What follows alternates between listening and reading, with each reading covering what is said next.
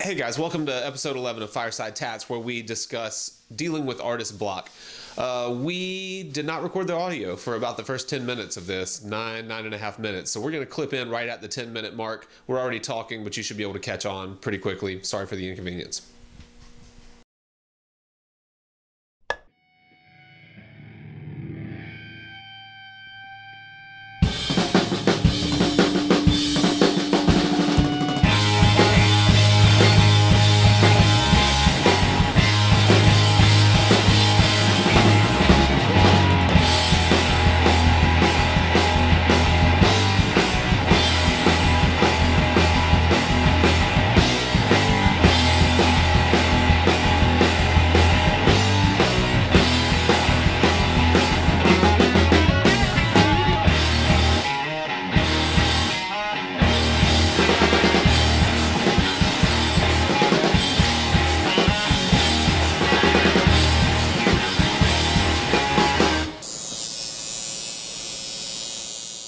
In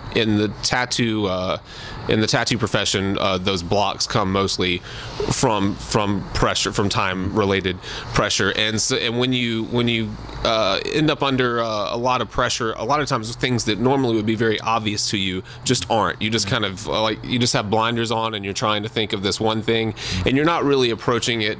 It's probably a drawing that you could easily work out if it were just for yourself or you had no deadline. It's just something to do with that deadline that really puts blinders on people, and you start to look over really obvious things that that normally wouldn't pose much of a problem to you. Right. I think one, maybe, we all have different ways of starting, but one is actually, is setting pencil to paper is one too, like actually drawing. Like, even if you're, even if you're going to kill a drawing, even if this isn't the one, I think go ahead and explore it. Like, put as much as you can. Even if you're killing the drawing, trying to find new ways in or out of it, a size relationship or something like that, hierarchy of the structure or something, go ahead and try to do it at first. Like, have an idea of what you don't want to do. Screw that up for half a second. I say that, and that way you may at least know what you don't want to do next time. I mean, go ahead and I think fully explore a drawing. Don't get halfway through it and go like, oh, this isn't really working, unless you know it. Like, you may want to, like I said, eventually explore some of the things that you've got in your head immediately, and those might be really good ideas that you need to go ahead and put down. I think a lot of people second guess a lot of, I think second guess their drawings or second guess their own work, and I think just not even actively drawing is part of the problem too. Like, if you put that off for too long, it's hard to keep up. It's hard to catch back up when you have to put hours into something that's probably fairly complicated. But if you start with the basics, you start with the structure of the drawing, you start with like the form of the drawing, you start tweaking from there. That's I think probably when you're working out a drawing that isn't going the right way, it's not that everything about the drawing isn't going the right way. It's something is wrong. Like you said, maybe it's spatial relationships, maybe it's a size of, maybe it's perspective, maybe it's any number of things, but it's probably not everything. So you can always the drawing's dead anyway, so just get something out of it if you can. And you talk about working in light-colored pencils, and that's a perfect reason to do that, because you can work the hell out of something in a non-photo blue pencil. But if you come back over it with purple or green or something, you're going to see the new lines, even if you're even if you're changing the shapes completely from the blue drawing, you still can keep building on it and exploring the drawing as it goes. There's nothing wrong with that, I think. And maybe I guess there are so many ways that you could get to that point where you have the blockage. And I think a lot of times, I've told people this too, is like a lot of times the old adage, like, sleep on it. Just put everything in your head. If you've got the time, and like I used to draw a lot at night, and I found that because I'd be like, after drawing a little bit in the morning, maybe doing the prep work for a day's tattooing all day, and then getting home at night and having to really sit down and try to work stuff out, it just doesn't work. I mean, your creative juices only go so far in a day, and then you don't want to, I have to admit, like, especially if you're working on really tight drawings, you don't want to screw that up. You don't want to get so tired that all of a sudden you come unfamiliar or you get lazy with it.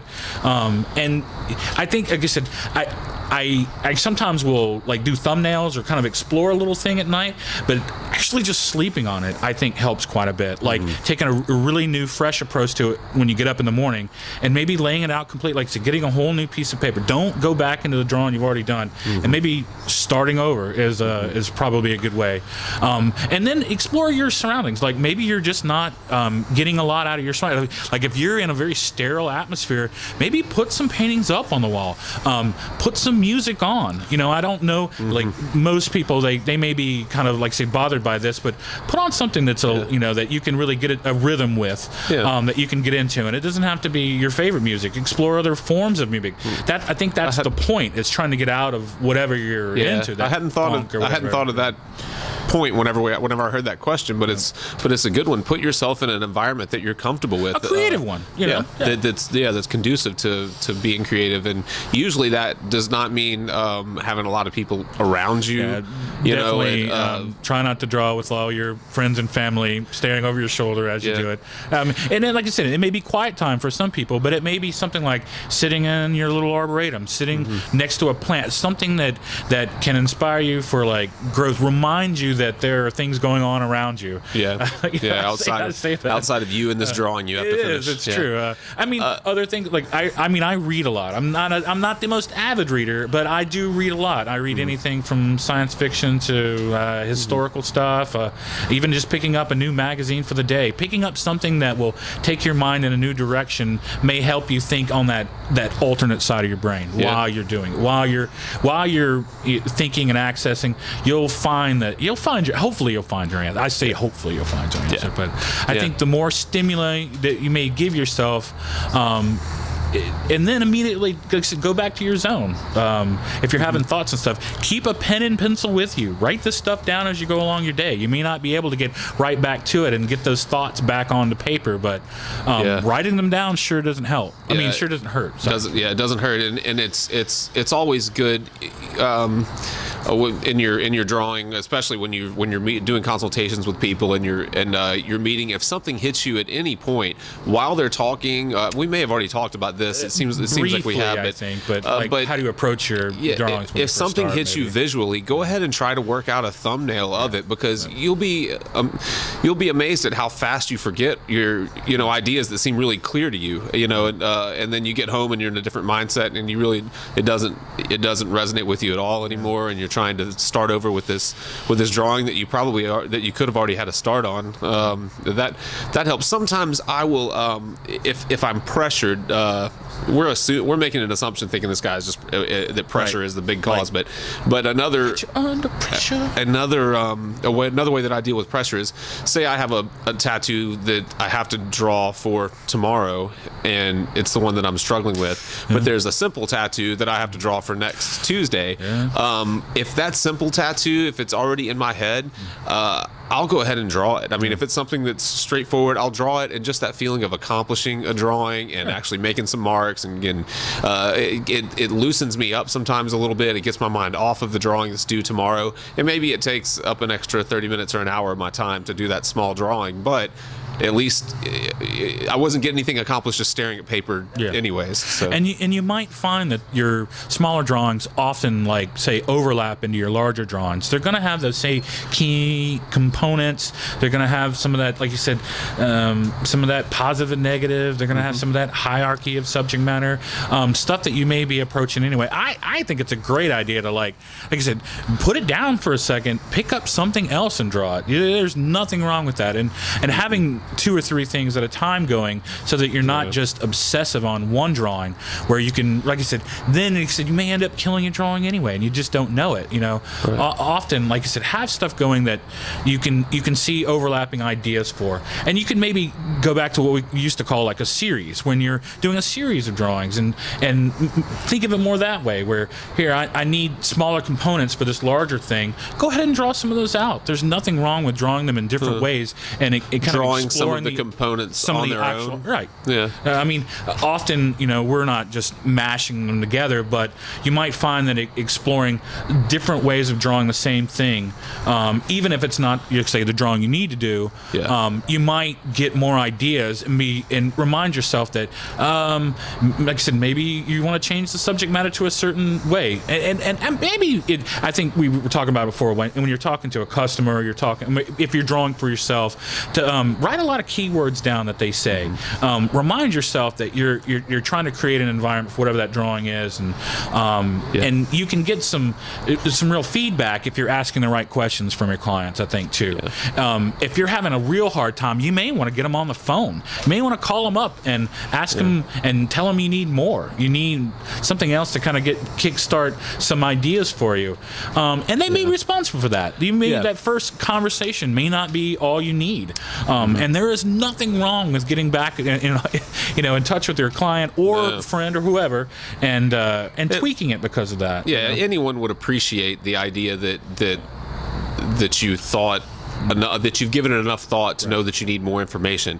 Just knowing that it's kind of rolling around in your head and you're trying to make the best drawing possible is plenty of reason for your client to spend a few minutes on the phone or back and forth with emails or whatever it might be to get you the information that you need, because you can always, it never hurts to spend to freshen yourself on. Well, I think if you explain, especially to most people, the situation where if you need a little more time, if that's the problem, if, like you said, you've explored it, you show them your preliminary sketches, you show them what you're having problems with, and you say, I need a little more time to explore it. Most people, I think, are fine with that. I mean, especially if you've got something going on. I mean, if you're just blocked up and you can't put anything down on paper, maybe there's something else wrong. But like I said, often it's just I think it's environment sometimes, and I think sometimes time limit. Like you said, if you're not good at getting down and doing it, you should probably start a little earlier on it.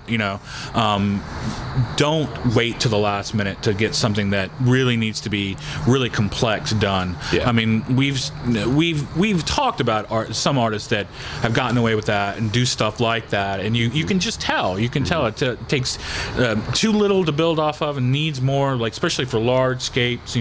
Try to, like I said, you've got all the time in the world whether you know it or not. I mean, maybe the client at some point is going to be exasperated, but if you're working in the right directions, like I said, if you just need more time or something like that, or if you need more information, you should just call them up. I think that's probably your best bet. And if it's true blockage, like I said, maybe the other thing is because besides sleeping on it or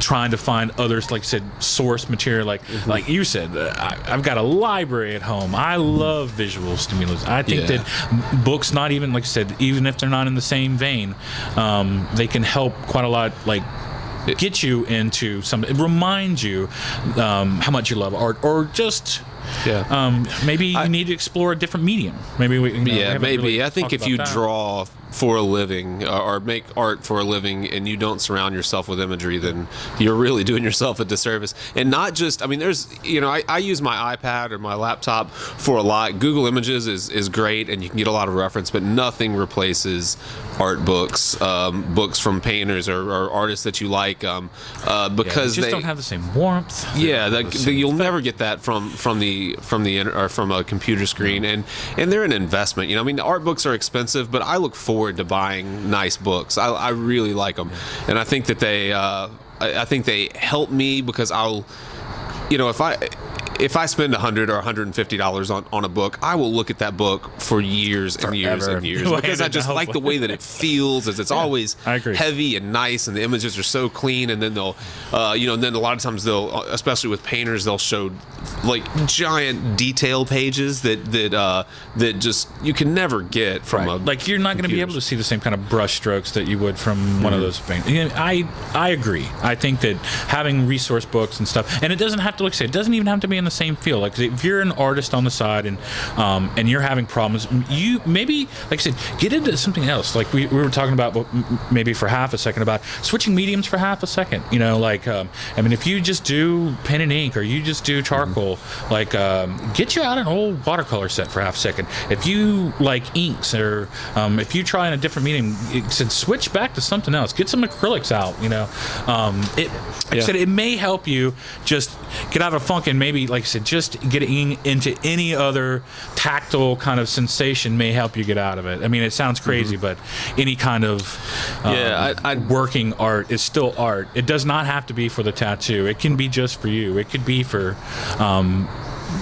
whatever, you know, just for whatever, pure enjoyment. You know, and if we're talking about a pressure situation, you have to think of, you might think that you're getting away from what you're trying to do by moving to another medium or looking at a book, and you're thinking, I really have to finish this, but you're not really going to finish it. You're not going to be happy with it doing what you've been doing up to that point. You need to break out of it, whether, like you say, it's a change of environment or whether it's looking at a book or any of the things that we've talked about. Any of those things are more productive than sitting there and doing the same thing that you did for the last 3 weeks while you were putting that drawing off. And I guess, like you said, there are so many different ways that you could probably approach that, but if you're in a funk, pick something up and do something. Sitting around doing nothing, even just, like I say, we watch TV from time to time, watch some movies from time to time. Maybe that's your form of relaxation, but do something else. Get out in your, say, if you've got a garden, go to a park for half a second. Go to an arboretum. Go to a botanical gardens. Go to your local museum, and you might get that take some thing photos. You need. Well, take some photos if you. But maybe explore some different, you know, even your own city for half a second, you know, your own space, whatever you need to do. But it might get you out of that as well, you know. Yeah, all good ways to get out of a creative block. I like all those. Yeah. I didn't know we would have so many answers for that. Well, I guess it depends on which block is, you know, whether it's a productive block where you just can't put anything down, or you're having problems really approaching the drawing. Like, hopefully that's answered a couple of the ways, I think, you know. Yeah, I think so. Well, good. I hope that answered so-and-so's question. Mr. So-and-so. Mr. So-and-so, thank you for the question. Yeah. Let's take a break, and then you were going to address a question you got directly from within our shop. I know, yeah, it was I think it was a great question, and I thought for half a second, you forget about little things, and this is one of those, like, oh, yeah, it's an easy one to forget, even for an advanced tattooer. Advanced or starter. You should remember this and put this in the back of your head. And we may have talked about it for half a second, but I think maybe, but I think it's worth expanding on. So we'll be back. Break time. Thank you, sir. Bar now. For breast cancer. Boom. And we're back. Yeah. Welcome back. Hope you enjoyed your break. Little break, yeah. We didn't do anything. Ate some salsa. Stretch. That was delicious, by the way. Yeah, it was. So the I should start this by saying the last week's episode, when we answered the question about angle to get lines in, you actually think that the person that asked that question, who works with us, you think that their issue was not necessarily the line angle, but what you're going to talk about now. Oh, that's it. Yeah. I'm sorry. I forgot that they were similarly related questions from the same person, but I think they were about two different things. But yeah, I think that what the problem was is that she had just gotten done with the lining, and we won't say who, because I just don't, it doesn't matter, I guess. But you get done with the lining of a tattoo, and you've been lining, and recently, now this is just because we've gotten larger caps than norm. I think that I like the smaller ink caps. I like them smaller the better, not microscopic, but very small. Yeah. And then recently we've gotten these ones that are a little larger. She put a little more ink in it, and you're like, oh yeah, I've got all this. You can work a little longer with it and stuff, and that's great. But what we found out, she had been lining a piece, and about an hour and a half after she had done the line work, she was going to start her shading, and it was a fairly good size. Maybe it was about an hour, but it was a fairly good size piece. And she was about to get into the shading, and it was I believe it was a wolf, trying to do some gray wash into it, and she was having problems with the saturation when she was first putting her gray wash in, because she was starting with which I have to admit I like to go with kind of a medium tone, mid-tone, a little lighter mid-tone, when I start my gray wash. She was starting with black and was not able to get black in. Now, her client, to be certain, this was in the middle of his back. So in that kind of stretchy area, it's right on top, not quite the back of the neck, kind of up above the two shoulder blades, but definitely kind of a stretchy area. The place where everybody does this, right? That kind of hunches up, scrunches up, and it was and he was also bleeding a little bit. Now, after talking to him for half a second, he had been taking some aspirin for just minor stuff, which does thin your blood, so you can be bleeding a little more. But she was having a problem trying to get some saturation when she was starting her gray wash with black and a straight black, and she was like, "It's just not getting black." And you're like, "Well, there was a lot of bleeding in the lining." There was a lot of bleeding, and I didn't see all the lining, so I did not put that as a 2 to 2, like 1 and 1, 2 2. Right. So what I first suggested, because she was doing shading, was to make sure that her needle was at the right length, because that's one that you can kind of overlook once you get it set up. Maybe you didn't run it when you got it done, actually setting it up to make sure that the length was ready to go. Yeah. And so I was like, and then too, I was like, you've got to remember that the needles when you first start are super sharp, that you may not be getting the good saturation until about 5 minutes, maybe a little longer into the tattoo. That's why I like to start with a medium gray, try to ease into the gray wash and work up. Now, those are the first two things I thought of. Maybe she's just getting, like I said, the needles are too sharp. Maybe it's not deep enough, and maybe he's bleeding it out faster than she's putting in. But maybe it's bleeding so much that it just looks cloudy and it's getting grayed as you go. Yeah. What I did not think about, and it took me, like I said, a minute or two to remember, was that she was also starting her gray wash with her black out of her lining black. And that, I think, was the problem. So what it is that, we've talked about this problem. It's a visual thing that you really want to check, is that when you're introducing especially black ink, even in the lining, you are picking up these microscopic amounts of blood back into your reservoir. And often when you get done, when you're sweat lining, and ointment and sweat, and but you're mainly, I say, like, as far as like when you're doing, like, say, saturation point to point and a lot of lining, as you line and it starts bleeding a little bit, it's going to actually pick up a little bit of the blood back into some of the trail, especially if you're working a slow liner. If you're working a little slower than, I'm saying, probably with a larger needle, like a 7 or something like that. And what you're probably doing is when you redip now this is not probable, because you are doing it, is that you're getting fractions of blood back into your black ink. You do not see it, but what happens is that you'll start, after about, say, half an hour or more, it is going to start to coagulate, and you will notice that when you're putting your needle into the pot itself and you're pulling it out, you're going to start getting this, like, almost like a slippery seam, a little like sometimes it's like a snotty, stringy almost kind like slime. Yeah. And you'll notice that you're not getting pure, like when you touch it to water, and you'll see it's just like a splat. Everything separates. There's pure separation between the end of your needle in the tube and the actual pot of ink. Well, what happened with her is that she was getting a lot of blood back into it, and then when she goes to gray wash, that her black is no longer black. Right. Now, we've talked about this probably one time when we were trying to, it's like filling tribal is probably what we were talking about, I think, at the time. It's like, you should set out at least 2, 3, 4, 5 pots of straight black to work out of, especially when you're doing tribal. A big black piece. Right. And especially if you're just doing hours of line work, you should not be working out of the same ink pot for more than, say, half an hour to an hour. At that point, you've used enough ink out of it, and you've probably put more blood and other, we'll say, discharge back into it, that you are now having basically a mixture. And it may be 80-20, it may be 70-30, but it is not 100% black.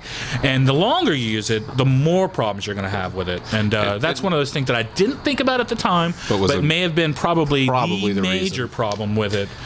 Him bleeding already, even with the line work, and then getting that back into the pot, and then, of course, having basically very washed. Like, you just should immediately just throw that pot out. if you're worried about it. If you're, like I said, if you get about halfway through or 70% into one, you should not use the end. It's kind of like drinking, maybe you're drinking like a large beer. By the time you get to the end of it, it swills. Throw it away. Yeah. Do not drink the end of your beer. Right. If it's a 24 lot like ounces or more. Yeah. We'll say 12 ounces if you want. But it's a lot like that.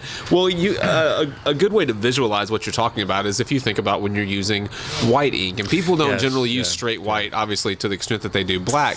But think about if you were lining a tattoo with white, or even anytime you work and then go directly back into white, you have an off-white or a tinted white immediately the first time you dip back into it. That's why you almost always find yourself rinsing your tube before you go back to a white, because you don't want to muddy up the white. Well, you don't do that every time you go back to black. You're not rinsing a tube every time you go back to fill up for the next line. Right. So because it looks black. Because it looks black. It's a visual kind of trick. With any other colors, you would probably notice it a little bit more, especially in some blues or some greens or some other things like that. You would notice it thinning, but in this case, you will not notice it thinning. The best indicator, like I said, is probably like actually putting that needle in the tube while it's not running, hopefully, pulling it out and see if you're getting a stream. If it does not immediately separate from the say the skim, the surface of the ink, you've got blood in it, or something in it. We'll just say, we should do a. I don't know how we'd have to overwork a pot of ink. We could just pour blood into ink. But I'd like to do a visual example of that so people can see what we're talking about. Because if you're not really paying attention, you first brought that up to me years ago, and I did not know what you meant by that slippery kind of pool until I saw it. And, it's not that was the first time it ever happened to me. It's just the first time that I actually saw, like, oh, yeah, I see what that looks like.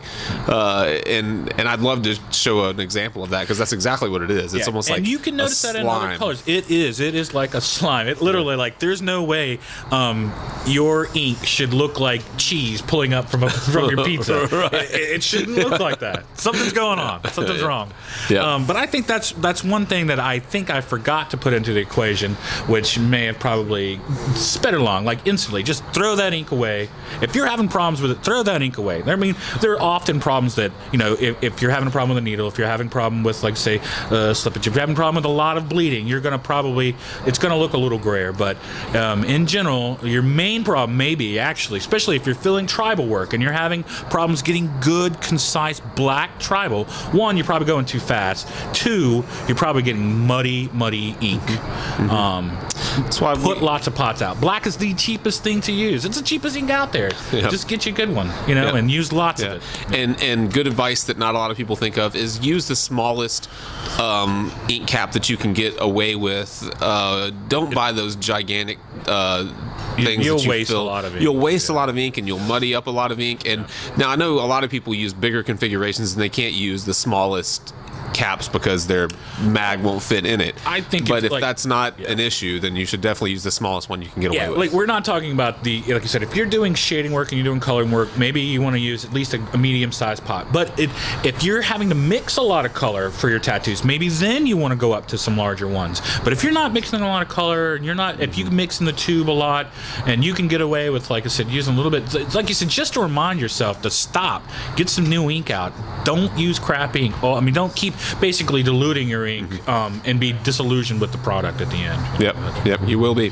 That was good. I think that's good advice that not a lot of people pay enough attention to. I've been guilty of it, and I'm not anymore. I really do pay attention to that often, and all the time. And I rinse my tubes a lot, and I set up multiple of every color, and I try to go back and forth because I've witnessed the change and saturation. And you will help. We know a lot of people that don't like to do tribal and stuff. It takes a lot of time. It takes a lot of effort to get true blacks. It takes a little work, but that's probably one of the quickest things that you could really change in your kind of repertoire. Like, dump those inks when they get old. If they get, like you said, remember like that. You're not want to drink the swill. You don't want to put the swill ink back into someone else, mainly because it won't go anyway. You can just sit there and beat them up because of it. It's an uphill battle you're fighting. Yeah. Well, that's good. What else do we have to say?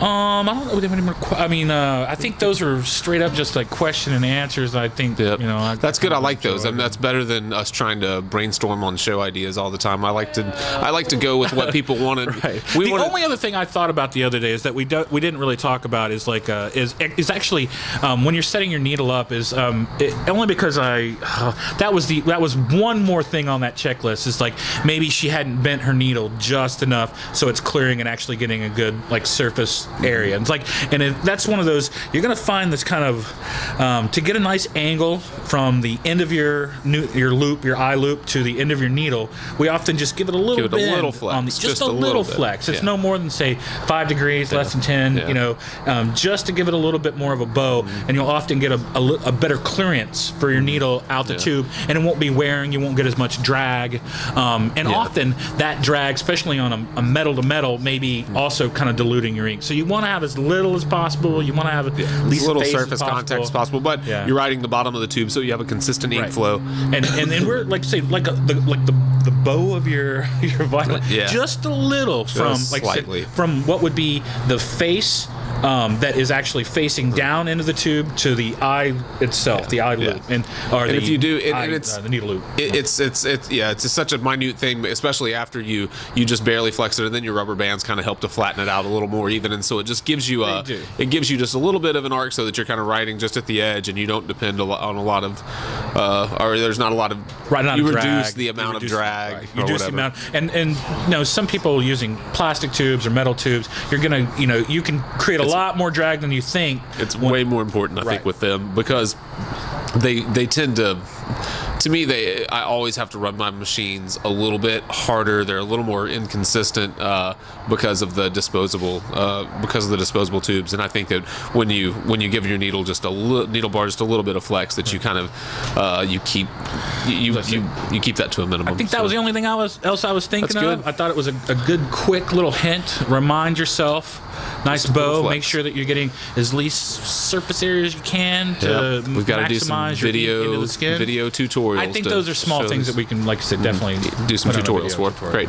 Like us on Facebook. Follow us on the Instagram. Follow us on Twitter. Oh, FiresideTats.com is live. You can ask. Is it live, Scott? And you can ask questions, and you should ask questions on there, and sign up for our newsletter while you're there. We're gonna send out probably just titties.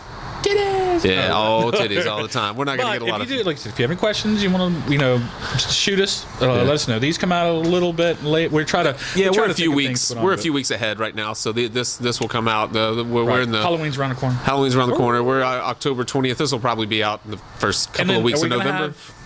Chris coming in next week? Chris Fitzgerald, I think, is next week. Don't hold on. Yeah, so that's going to be good. Our old buddy Chris can't wait. who's a photography guru these days out in Los Angeles. He's going to help us out. He's going to give us some technical photographing information. A little more technical, yeah.